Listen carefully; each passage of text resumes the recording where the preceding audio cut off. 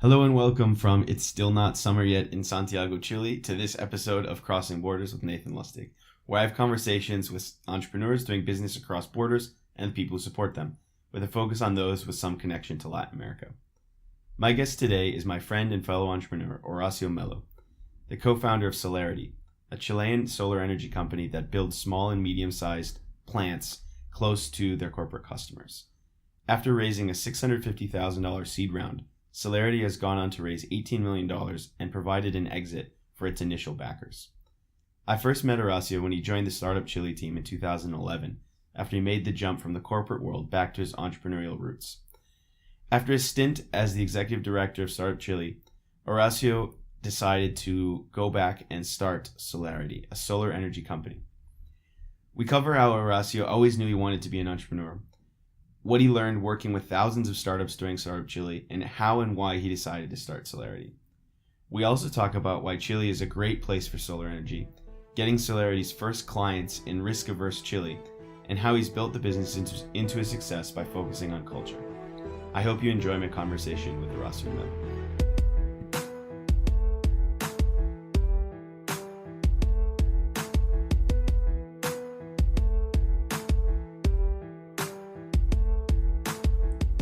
Hello, Horacio. Welcome to the podcast. Thank you. No, I'm glad we could finally do this. We've been trying to do it for a while, so I'm glad we can do it. Yeah. So, where are we in the world today? We are in Solarity office in Santiago de Chile. Yeah, it's good to be back in Chile. It's been a while for me. 6 months abroad. So, tell me a little bit about Solarity. What do you guys do? Solarity is a company that I co-founded with Jose Luis Carvalho, my business partner, almost 5 years ago.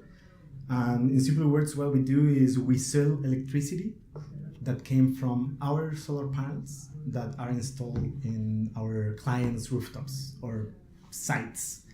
And our clients are commercial and industrial principally. So what we do is we put our solar panels inside the city and we avoid all the transformation costs, transport costs, and others.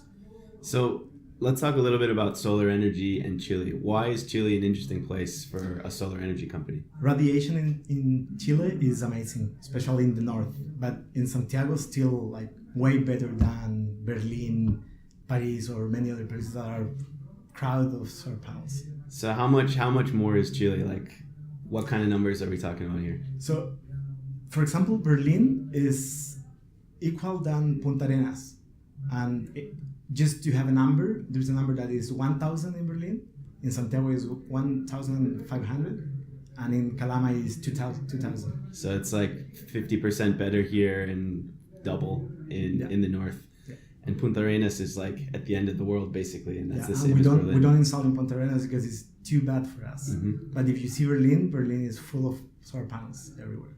And how long ago did you start Solarity? Well, we start officially on May 2014, and it had been a long journey. Like, I remember that many entrepreneurs telling me, man, this is way slower than what you expect. If you think it's 3 times slower, no, it's 3 times more slower than that. And it's true. It's true. We see it inside Magma too. 5 years after that, it's totally true, and maybe more than that. And so, what was the first step you took when you started the business? Well, the first step was shaking hands with my business partner, I don't know, 6 months before that.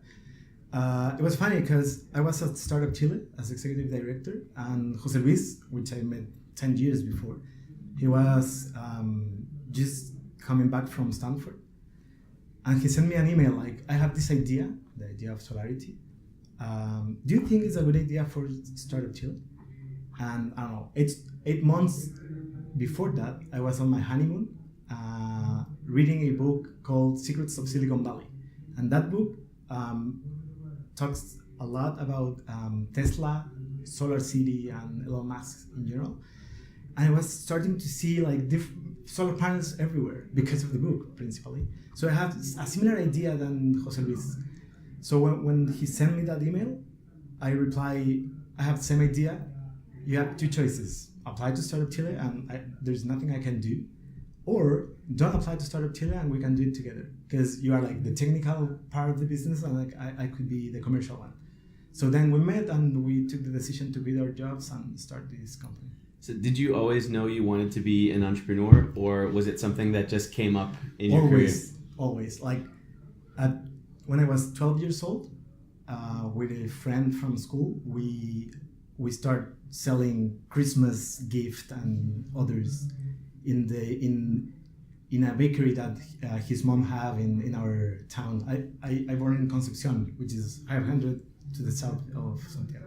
Not the most sunny place. It's a little ironic you're doing solar panels. Yeah. I cannot do it in my city, actually. So what other entrepreneurial things did you do after selling stuff in the bakery as a 12-year-old growing up? Either real businesses or just for fun? I worked like 3 years. This is not entrepreneurial, but still like a very good experience. Working in buildings, like buildings. Mm-hmm. You say that? You do? Building buildings. Yep. Building houses, actually, because my dad, like as a hobby, he liked to build houses for their friends. Like, I can do it. I can manage the people working there, and I can do all the stuff. So I spent 3 summers doing that, and I really love it. Like, I spent very good time. And then I used to sell cheese from the south of Chile, like in university, college, like because I really enjoyed to do it. So I always knew I'll become an entrepreneur, but I took the decision to like start in big corporations and use others' money to make mistakes before I made with my own money. I think the people that bring stuff from the south and sell in Santiago is super interesting story. Like I made a friend when my parents and I went to Chiloé, and he would bring smoked salmon every like 3 months on the bus in these big chests of ice. Yeah. And he'd bring it up, and then he'd go to our office and a bunch of other entrepreneurs' offices, and it's a good business. It was a good business. Yeah. And I think he's now in Vancouver. He went to Canada. Really? after doing that. Yeah. So you talked about going to bigger businesses to start. Where did you start? My first job was at Procter & Gamble, very large corporation, multinational, everything structured. But when I look back, I see things that, of course, I didn't see at that moment. For example, and I knew this when I was at Startup Chile, Procter & Gamble used Lean Startup, and they did many things that we used to do at Startup Chile, but without like telling you. This is the process. So like, without notice, I learned a lot of things that are very useful for becoming an entrepreneur afterwards. And it was a great experience. Like, it's a great school, like Procter & Gamble. You have everything. It's a company that had almost 200 years. So they really know what they're doing. And they figured some stuff out. Yeah, definitely. And did you get to travel at all or work with other countries' offices while you were there? Actually, it was very weird because my first 7 years, which is Procter & Gamble and LATAM, or LAN Airlines, I was based in Chile, but I never worked for Chile. So in Procter, I started in baby care business, or baby care unit, taking care of Venezuela, Peru, and then just Brazil. And in LATAM, it was Colombia and Argentina. So I never worked for Chile in those first 7 years. Do you think that you learned anything special working only abroad that helped with starting a business later? Definitely. And not just for the business, but also for life. Because I developed the capacity to see that Chileans are very, very close, and that was a bad thing. Mostly because I used to travel every month to one of these Latin American countries. So what year would that have been, more or less, when you were working with Procter or LATAM? I started in 2005 in Procter & Gamble, and I worked there until 2009. So the reason I ask is because you're traveling and working with people all around Latin America. But when I got to Chile in 2010, we saw a study that said only 5% of Chileans had ever met a foreigner who wasn't Argentine, Bolivian, or Peruvian at that time. So you were in a select group that was starting to actually meet different cultures, and Chile was pretty closed then, but now it's completely different. And the second important thing is it was a very special moment for Procter & Gamble because they moved their headquarters, Latin American headquarters, from Caracas, Venezuela, to Santiago. So the position that I got, it was a position that a Venezuelan didn't accept in Chile. But at the same time, many people that was working on Caracas, Venezuelans, Peruvians, Brazilians, came to live in Chile.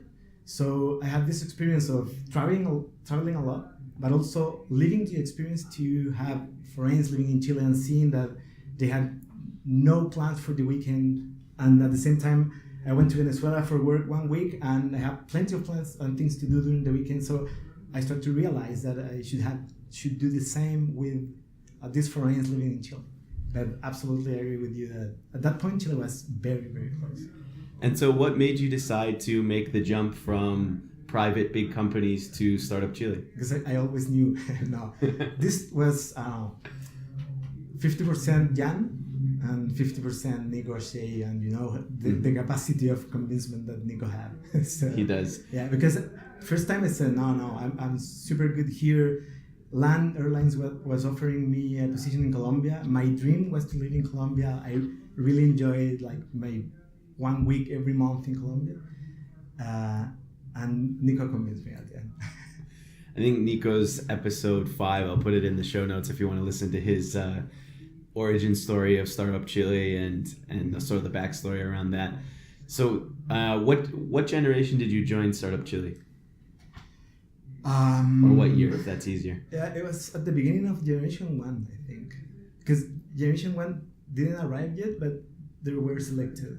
So that was in May 2011, I think.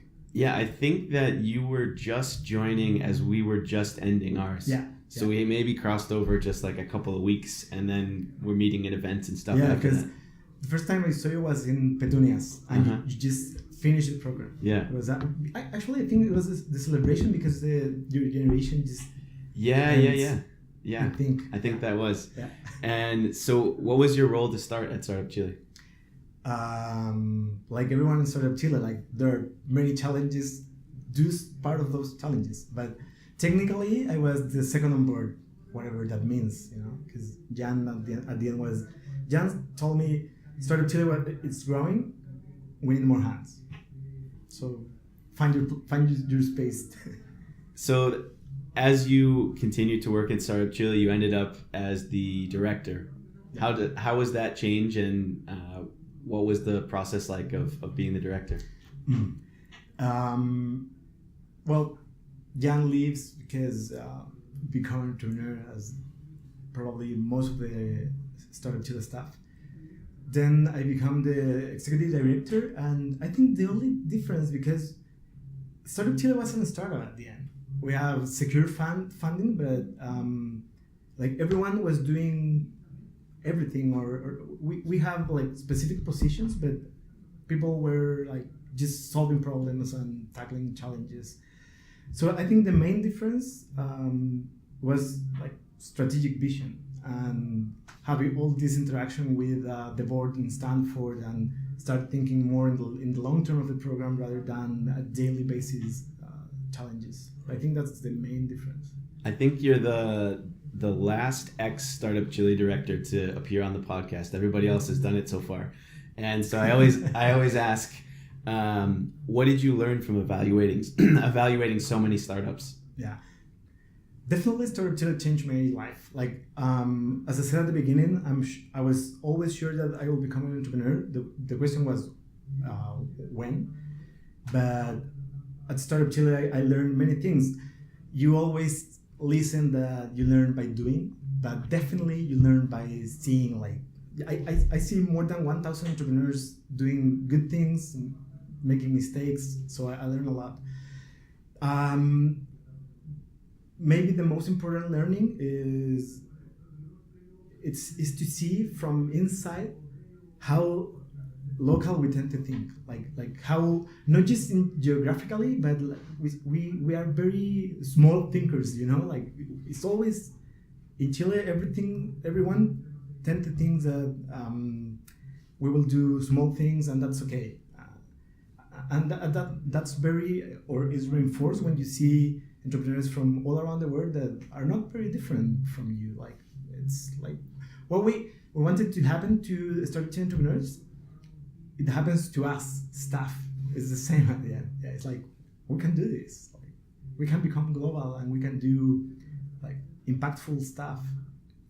So after seeing all those entrepreneurs, what were some of the best traits of entrepreneurs that became successful that you said would have thought I should be like them in these ways, and then some of the worst ones that you said I got to make sure to avoid?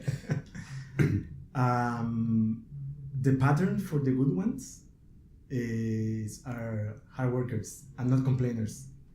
Like, if you see an entrepreneur that is a hard worker and not complainer, is probably like the successful rate of those entrepreneurs is very high.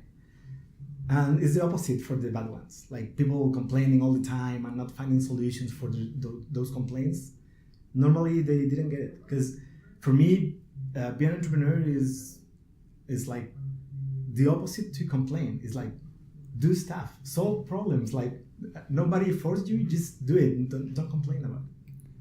Yeah, I think that's good lessons. I think we see pretty similar stuff in Magma too. It's like the people who have their head down, solving stuff. They know they're not rock stars. They're just doing it because they want to solve the problem, or they like what they're doing, or the people they're working with. Definitely. Those are the ones that become successful. And then you have a double click, like those worry about the media and those kind of stuff versus those just doing and maybe appearing same number of times, but because they did some stuff, like you start like taking more things, but it's mostly that. So how quickly after leaving Start-Up Chile did you start Solarity? The day after. No, I was invited to Miami, I don't remember what conference, to talk about Start-Up Chile. At that moment I said, at that point, I'll not be the Start-Up Chile executive director, but they said, no, we want you to come. So I think it was a good week, like to stop, like do this stuff, going to Miami for a week, travel around, and then come back to Solarity. But my business partner starts on March. I start at the end of April. And so it's the two of you getting things off the ground, and you need to go and make your first sale. What was that like in a country that generally has been pretty conservative towards new things, when your electricity is like the most conservative thing ever? It just works. So how did you do that, and what was that like? Super, super hard. Like, I have no words to explain how hard it was to sell and to convince people that this was a good idea. Our first client is SODIMAC, which is a very conservative and traditional company. But sometimes planets get aligned, and what we did is our first 3 months, maybe this is wrong for a normal startup, but we built a Excel with the financials of the company for the next 3 years, just to see like current price, because it's a complex market, the electricity market. And afterwards, we did an awful presentation about Solarity with an awful logo made by my business partner, which is an engineer. It's really awful. So I don't know who said, like, make sure that your first version it's really ugly, but we did that. And we get a meeting with the general manager of SUP Chile, and we love the idea. He really loved it. Like, wow. And the reason why is, first, he is like very open to new ideas, like specifically this person, not the organization. And secondly, it was because SODIMAC was starting, or 1-2 years ago, starting to have more focus on sustainability. So the combination of like this innovative and interesting thing plus sustainability was a good starting point. Since this guy said yes, let's do it, until we signed the contract, it happens 1 year and 6 months, or 1 year and 8 months. Wow. So we had secured our first client, but without the contract. And in this business, the contract is fundamental, like the PPA, a power purchase agreement. And during that period was like when successful entrepreneurs said like this is not easy, first years are like really bad. All those stuff happens to us. So the first year we have no salary because we have no money. My first child born on February 2014, and I started working on Solarity on April 2014. So imagine that. My business partner had two kids at the moment, already on school, so paying every month the fee, and a newborn on March 2014. So we were like, some people on podcasts in general said like it's really easy to become an entrepreneur when you're young because you have no responsibility, no risk. Well, we do the opposite. But at the end of that year, we raised 650K from angel investors in Chile. So we start paying salaries. SODIMAC still in this process of getting the contract, but at least we have salaries. And during all that period, we tried to sell more and to get more clients, and it was impossible. Like when you said like Chile is very conservative, it's worse than that. Like we get no clients. Like people looking at us like, what is this? Are you mad? Like you're putting solar panels in my rooftop? I'm renting my rooftop? No, you're not. We're offering a better price and sustainability. No, I don't care about sustainability. No, it was like I have many stories about what people tell us during those times. What were some of the most crazy stories that people said? I think the craziest is in the agro industry. One guy said, because we had a presentation like this generation is equivalent to 1,000 trees per year that you're about to cut, or the CO2 that reduce. And the guy said, I have more trees than that. More trees than that. Okay. That's a good one. It's like, what? It's not about the trees, it's about reducing CO2. Like, I don't know if we can put boxes, tracks, whatever, but didn't get the point. Plenty of others. And so when SODIMAC finally gets signed, what was the deal? How many solar panels, or how much energy, or what kind of size are we talking about? At that point, we agreed in build two plants, one in Santiago, another in Copiapó, 100 kilowatts, which is 1,000 square meters each one. And at that point, 200K each in investment.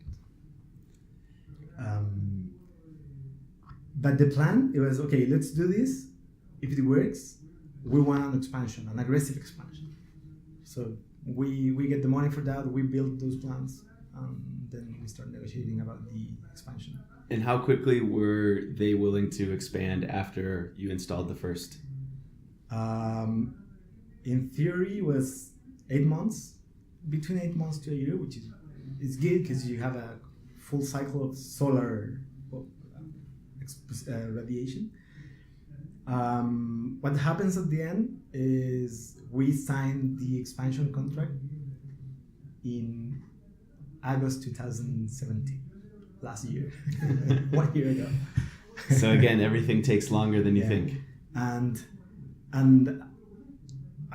it was good at the end, but the original deal was, okay, we will do this with you guys, and then they add a competitor, which is good because at the end we need competition. They need more than one provider. It's okay, but when your expectation is will be like taking these 50 stores and at the end you have 26, it's still great news, but it's less than what you were expecting. And how did that change the ability to make sales with other clients in Chile after you closed that deal? Less than what we expect. We said, like, we have SODIMAC. It's a huge corporation, not just in Chile, in the rest of the region. In 2 years, we will have 15 clients in Chile, 30 in Colombia, 20 in Peru, but no, it didn't happen. it helps, so do you have experience? Yes, we have SODIMAC, this contract, we have these 2 plants operating since 2016, we are doing this expansion, but still so conservative that people is not willing to take this really slow risk, because at the end, the risk for a decision maker is, if I do nothing, there is no risk. I probably will have my job and nobody will telling me I'm doing something wrong. If I took this, which is operationally is very, very low risk or close to zero, in the mind of this person is I'm putting a risk on my table, so I'll not take it, and that happens a lot. The good thing is changing. 2017, it was a tipping point on the demand, and we received our first call. We were knocking doors for 4 years, and we started receiving calls on, I want to do this. And what changed in the market that people started seeing that they wanted solar energy? I think is because we are 3-4 competitors. We are competitors. We have a good relation with them. And we start aggressively, we become evangelists, knocking every door, explaining the process, sorry, I have a question, feel free to ask whatever you want, this work in this way. Can you present again to the general manager? Yes, of course, we can do that. So at the end is doing the work.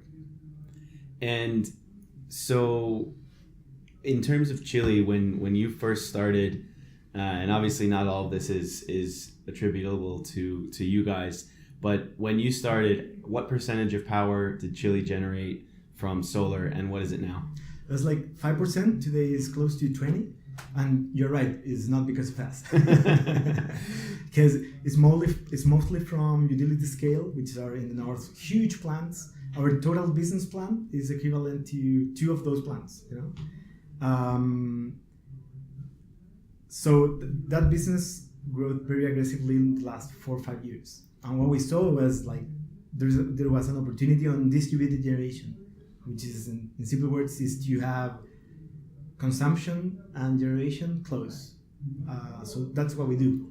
So in one word or in 3 words, we build solar plants that are really close to the consumption. And do you sell it only to that one client, or do you sell back to the grid, or how does it work? Just to the client. Exceptionally, there are some injection to the network, but we design to provide a percentage of the consumption from the solar plant. So, for example, if there's a client that is closed on Sundays, we sell that electricity to the grid. But in a normal situation or in a retail business, we sell all the electricity directly to our customer. And how important was the law change that allowed selling back power to the grid for the solar expansion in Chile? I'll be politically incorrect. We don't care about laws. When we started, law was under discussion, and it will be nice to have. But anyways, you can do it for self-consumption without injection. So it's if the law comes, it's a good news. But if not, we will do just plants that not sell electricity to the grid. So compared to, say, the U.S., for cost of installation and cost of generation, what's the difference between Chile and, say, some state in the U.S. or the U.S. average? Now we are pretty similar. We start with a huge gap in favor of U.S. and now prices or costs are very similar in cost of installation. And in terms of power generation, even just in the country, what does a normal person pay compared to? The good thing about the US is that you pay more if you consume more. In Chile, it's a flat rate. The good thing about the US model is that companies as Solarity is that at the end they helps you to reduce when you're paying very, very expensive prices. In Chile, it is flat. It is one tariff and you go in this price that in average is lower than the US. And where do you think the solar generation percentage of the market will be in, say, 5 years and then 10 years? Hopefully 40 and 45, and our impact in that is bigger than this first 20%. And in terms of the world, if Chile gets, say, in 5 to 10 years, 40 and then 45%, what's that comparatively to other countries? Is that ahead? Is that average? Is that... I think it's ahead average, and similar compared to the US, different countries in Europe and Australia. It's pretty interesting to see Chile, which people outside of Latin America probably don't know as sort of a high-tech hub, being one of the leaders in solar generation. It's because of the radiation and good entrepreneurs willing to do stuff. So you raised $650,000 from angel investors in Chile, and there's been a lot of talk in the media in the last month or so after the Corner Shop acquisition and some of the other investments about Chilean venture capital and Chilean angel investors. And what was your experience with that? I'll tell you first my experience and then what I think about the local reality. Our experience is great because we have this $650K at the end of 2014 with a PowerPoint and a yes from a general manager, but no contract at all. Convertible notes, freedom to do whatever we want, no like directory, nothing. Like people just, here's my money, do it good, like do your job. And actually, at the end of last year, we closed a Series A on almost $8 million, and we are closing now additional $7 million. So in total, we are close to 16 million, which is for Chile is a lot of money. I never thought that I'll be part of a company that raised that amount of money. The problem is that we got in this industry that needs a lot of money. I will prefer for sure to like have the experience of David Lloyd, no raising money because you never need. But the reality of this business is that you need a lot of money.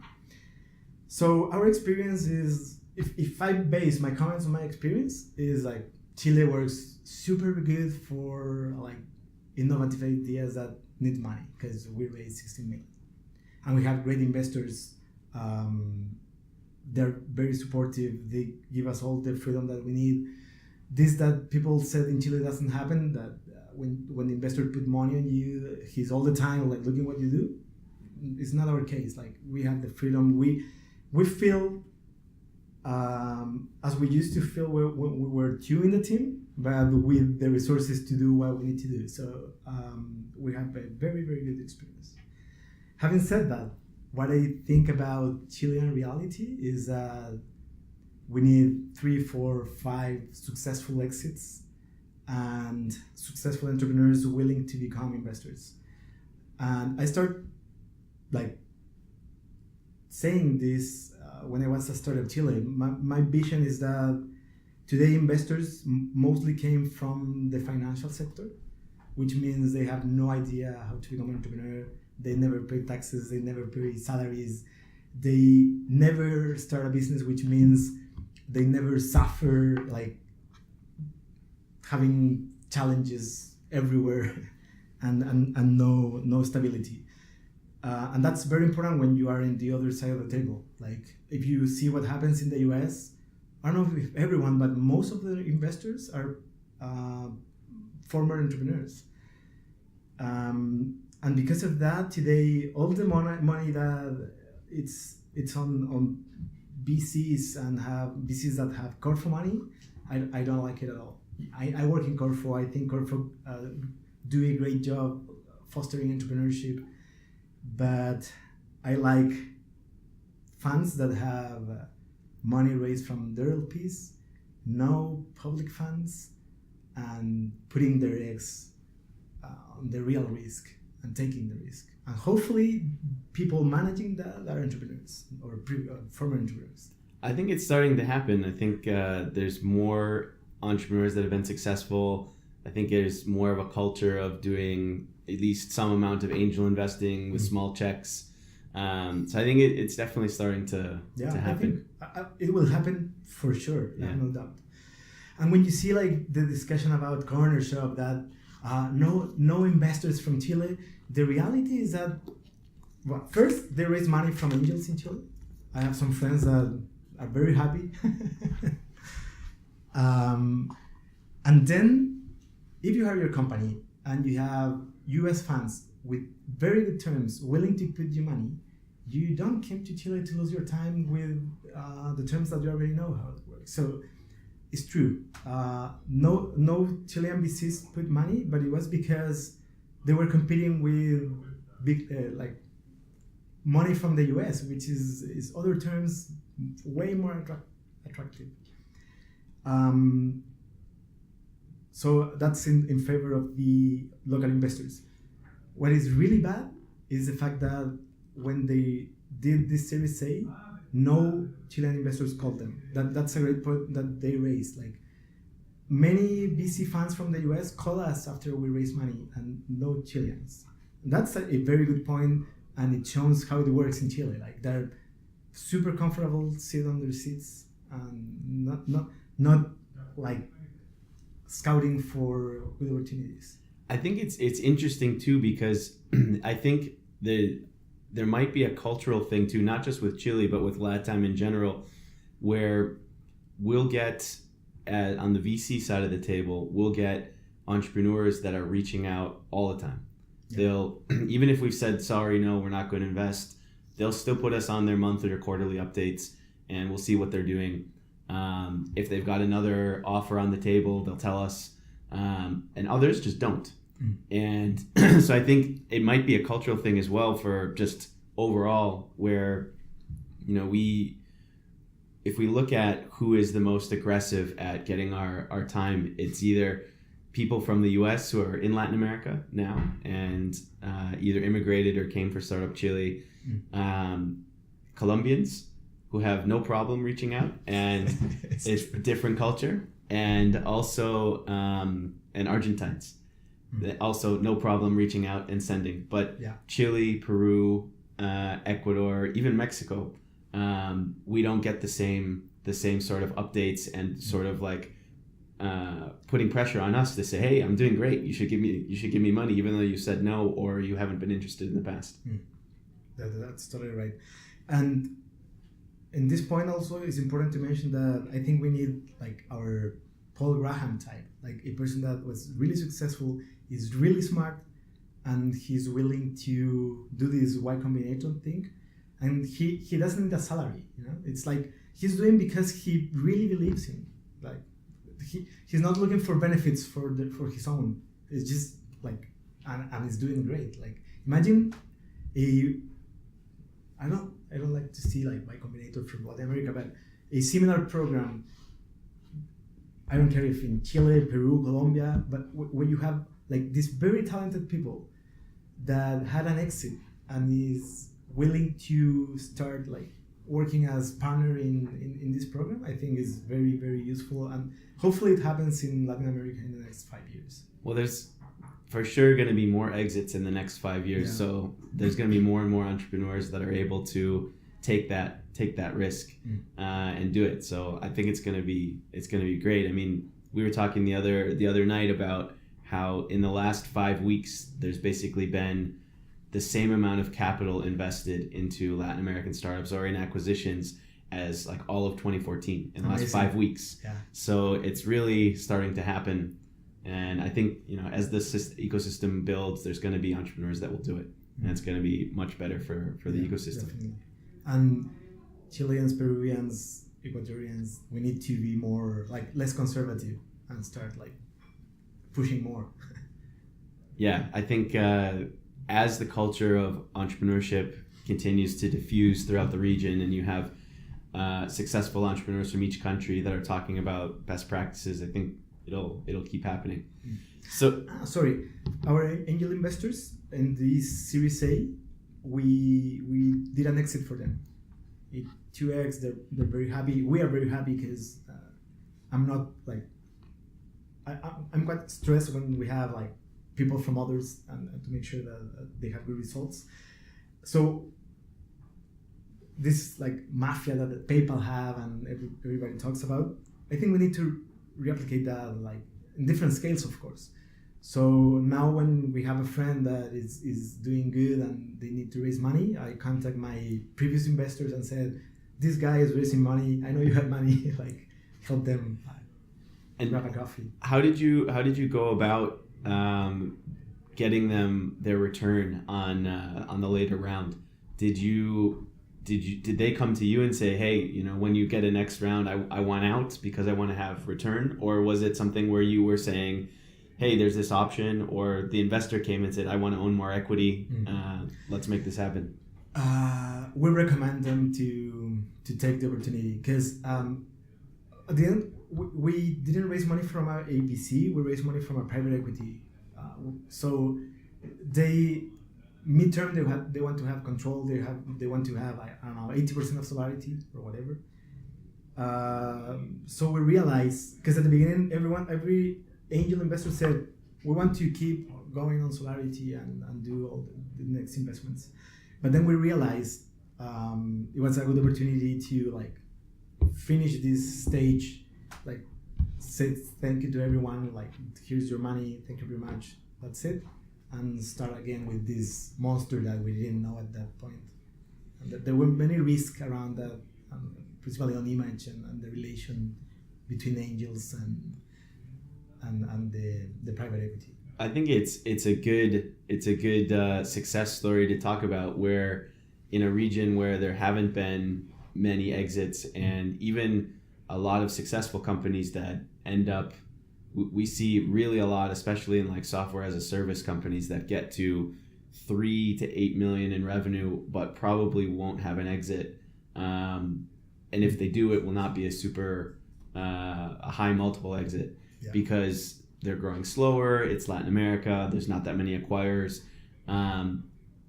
It's good to get the capital out to the investors with a return. It's good for the ecosystem. They're more likely to invest in stuff. And I think it's interesting to share stories like that, because most of the time that doesn't get out. Yeah. People just do the private transaction and that's it. Well, what you said influenced a lot on the decision to recommend the investors to take the opportunity and do the exit, because we needed more, because we don't know what will happen in the future.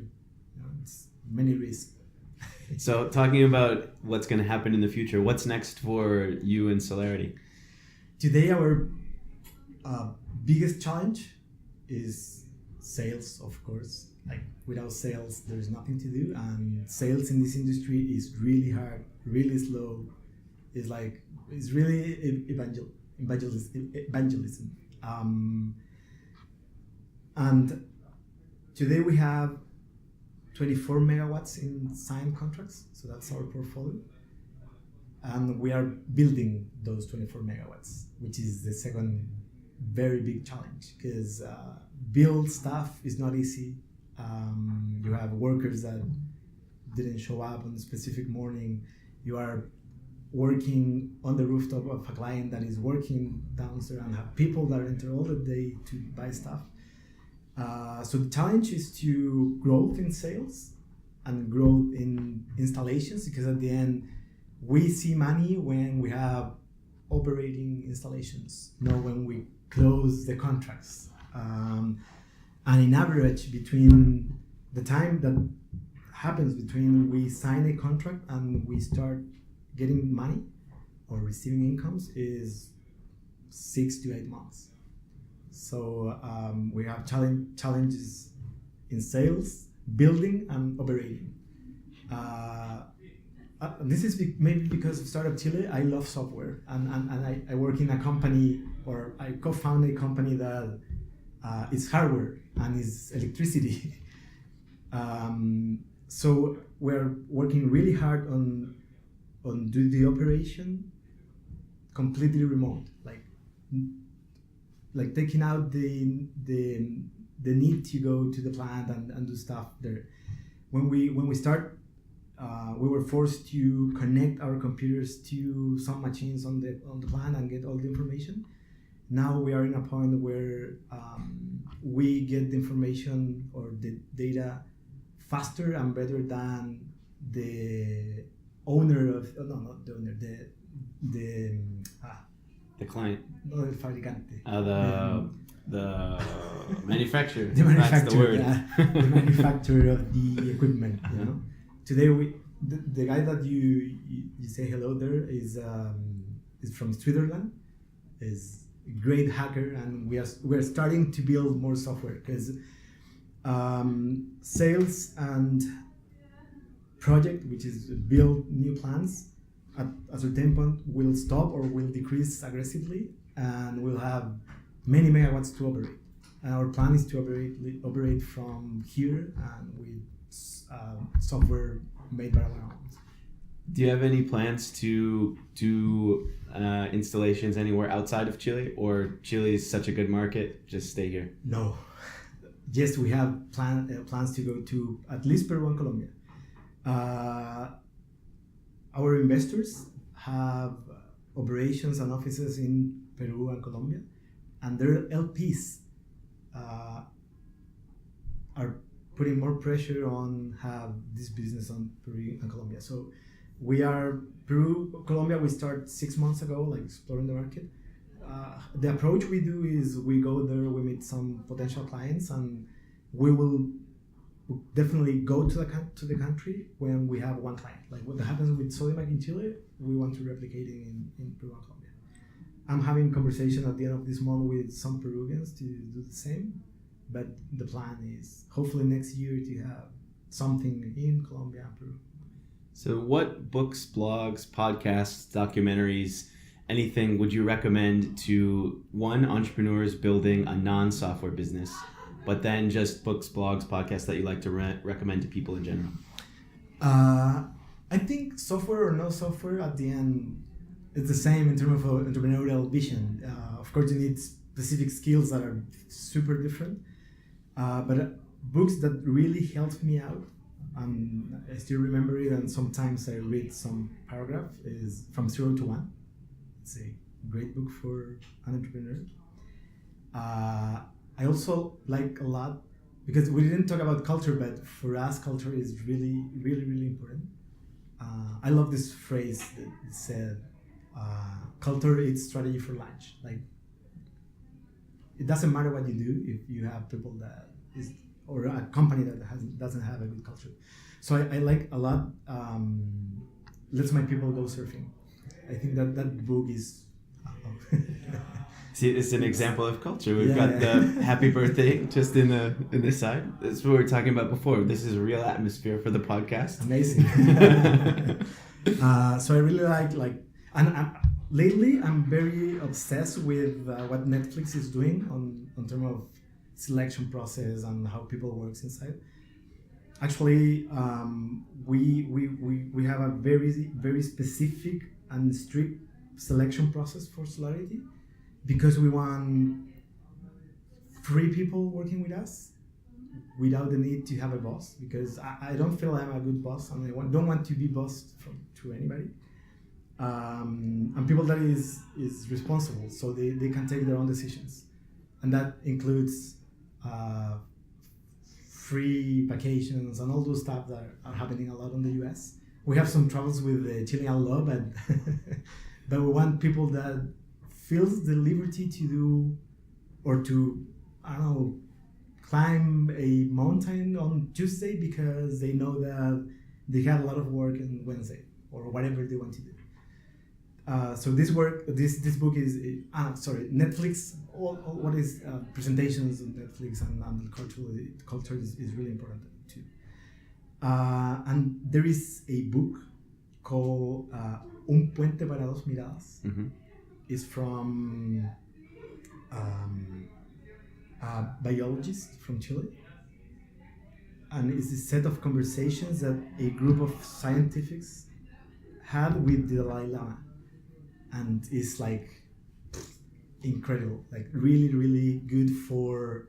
It's good for entrepreneurship, because at the end, this roller coaster is so intense that you need to start like seeing things from a different perspective. And this book is like every page of this book is incredible, because you have like 5 or 6 really smart people that came from the scientific world sharing experiences with the Dalai Lama, and no, it's really good. I That's really recommend that book. Super interesting. Yeah. On the culture piece, it's definitely important because I think it's the only thing that startups have as an advantage compared to the big companies, and it's not something that I think that advantage is even bigger in Latin America. So why did you decide to put in that culture, and how did you realize that was so important? That's a hard question. Many different reasons. The influence of my wife is huge because he based her job or her work on culture in general. Startup Chile also is a huge influencer. Like, I think most of the entrepreneurs realize that they have to focus on the culture because there's a huge differentiation among large corporations. Probably in agility, like in happiness from the team and different stuff that like make you stronger at the end as a corporation. And third, I think because of this, like my wife and Startup Chile, as start a company is super hard, and then you have some time that I have nothing to do. Like it's Wednesday at 12 and I don't have work because I sent the email to 15-year-old managers. I did this, I do everything, so but I can do that. And then on those, I realized that eventually I will have an agenda that I have no time. So during those periods, mostly in 2014 and 2015, I start reading a lot on culture and electricity because as I'm not the technical partner, I learn a lot during those 2 years on culture and electricity. So if you could go back to when you just were leaving Startup Chile and give yourself advice, knowing what you know today, what would you say to yourself? I think it's not relevant because I'll do the same mistakes anyway. It's like when you say, don't go there because you cannot go there. No, I don't know. There are things that you always can do better, but I don't think like advices at that point will help you to do it better. So I'm not sure if I have like a specific advice for myself 4 years ago. Maybe for myself of 20 years ago, yes. Well, let's do that one then. Programming. Learn to become a programmer. Even if you want to dedicate to marketing, sales, or whatever, I think we are in a point where if you don't know how to write some code, is similar to don't speak English.